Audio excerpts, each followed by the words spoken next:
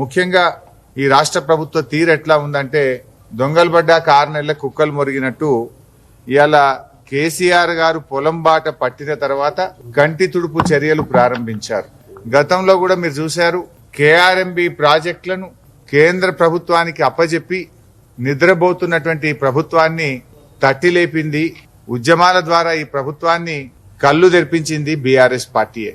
ఈ రోజు ఇప్పుడు కరువుపై కూడా కేసీఆర్ గారు పొలం బాట బట్టి కాలు బయట పెట్టినాకనే ఈ ప్రభుత్వం దిద్దుబాటు చర్యలు ప్రారంభించింది.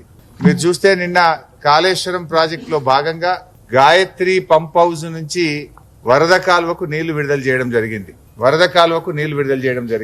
అదే విధంగా సాగర్ ఆయకట్టుకు కూడా నిన్న నీళ్లు విడుదల చేశారు. ఇది ఎప్పుడు చేసిండ్రు?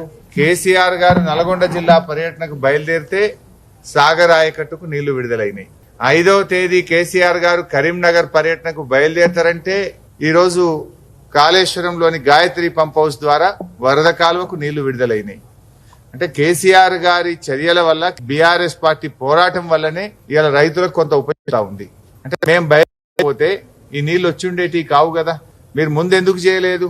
నీళ్లే లేవు అన్నారు, ఇవాళ అప్పుడు ఇవ్వము అన్నటువంటి వాళ్ళు ఇప్పుడు ఇస్తున్నారంటే బీఆర్ఎస్ పార్టీ ఒత్తిడి, బీఆర్ఎస్ పార్టీ పోరాట ఫలితం అని కూడా చెప్పుకోక తప్పదు. అదే విధంగా ఈ రోజు రైతులకు బీఆర్ఎస్ పార్టీ తరఫున మేము న్యాయం చేయాలని ప్రభుత్వం ముందు కొన్ని డిమాండ్లు పెడతా ఉన్నాం. వడగళ్ల వాన వల్ల గాని, పంటలు ఎండిపోవడం వల్ల నష్టపోయినటువంటి రైతులకు ఎకరానికి 25,000 రూపాయల ఆర్థిక సహాయాన్ని వెంటనే అందించాలని డిమాండ్ చేస్తా ఉన్నాం.